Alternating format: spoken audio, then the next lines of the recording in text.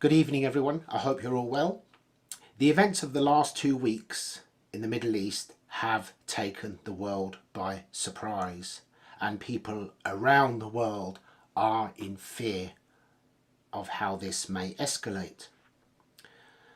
I have been dithering whether to speak up about this or not because it is a very, very sensitive topic, and as we know, the media has been riddled with hypocrisy, as they always are. That was until I saw a video released by a Saudi Arabian network where a lady, journalist, absolutely amazing, incredible journalist, actually takes the Hamas leader abroad, Khalid Mashal, and literally destroys him. If you take into account where this lady is, what the climate is in the country that she is in, for her to have literally ripped this terrorist to shreds on national TV shows courage beyond anything that we could possibly imagine, and she was absolutely amazing, and I would dearly love you to watch the interview, which I do intend to post. If we were to listen to the media, we would believe that the crisis, the hate, the anti-Semitism goes back to 73, the Six-Day War in 67, the formation of Israel in 48, perhaps even as back as the First World War and the Balfour Agreement. However, it goes way back further than that. It goes back beyond the Ottomans. It goes back beyond the Moors. It goes back all the way to 610 AD and the birth of Islam. At its inception, Islam adopted many of the traditions or rules that they still have.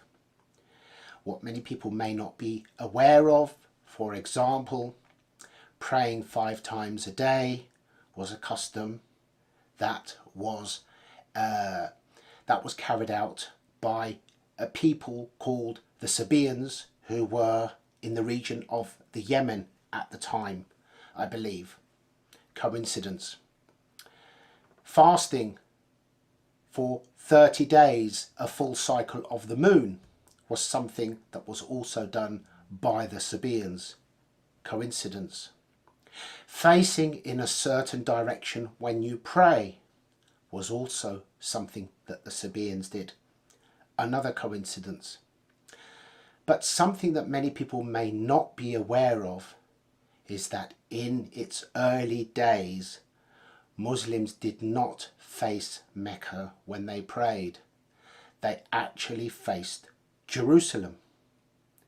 The idea was at the time that there was an acceptance was being sought from the Jewish rabbis to, if you like, accept the faith and accept that it was a credible and real faith. And when the rabbis refused to acknowledge Islam, then suddenly there was a dream about Abraham's travels to Mecca, and suddenly the direction where they faced to pray was changed to the Kaaba in Mecca. How does that fit in with what's happening now? How that fits in is that from that point forward, anti-Semitism within Islam was formed. In fact, it is a written rule that not only do Jews have to pay a tax, jizra I believe it's called, or something like that, if they are in an Islamic country, but that tax must be collected in a manner that humiliates them. That is something that is ingrained within the faith to the modern day. So this hate is not about a democratic and rightful country, it is an ingrained hate that goes back many, many centuries. But in respect of transparency, we can't point the finger elsewhere without holding up our hands as Europeans, certainly as British or French, who are the main culprits, for our part in creating the mess that made things so much worse. Many of you may be aware that the 1917 Balfour Declaration basically was the British announcing their support for a Jewish state, which is now Israel. Whilst at the same time, out in the Middle East, the British were making agreements with Arabs to fight on their side against the Ottomans. They promised the same area of land to two different peoples. After the war, the British began to renege on their declaration, and at the end of World War II, when there was a serious determination for Jews to have sanctuary in a country of their own, the British actively sought to prevent this, because the British and the French had carved up the Middle East to suit themselves at everybody else's expense, despite the fact that they had actually played one side against the other. It got so bad that in 1947 the Jewish people bought an old ship and stripped it bare, and they named it Exodus 1947. And this ship was loaded up in a port near Montpellier in France. It was literally crammed full of people, and before it even departed, the RAF was flying overhead monitoring them. Once they got out to sea, they were blocked left, right and centre by the British Navy, to the point where they were starving to death and the world didn't know this was happening. It was not until this got out to the world media that the British had no choice but to relent and allow the ship to pass through.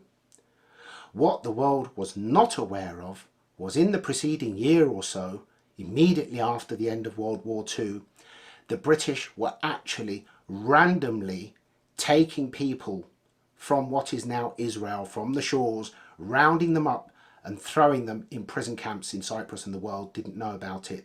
And at one point there were 16,000 prisoners basically held in cages in Cyprus by the British. A lot of what is happening there now has been inflamed by the British and the French, and we must not forget our part in the current crisis.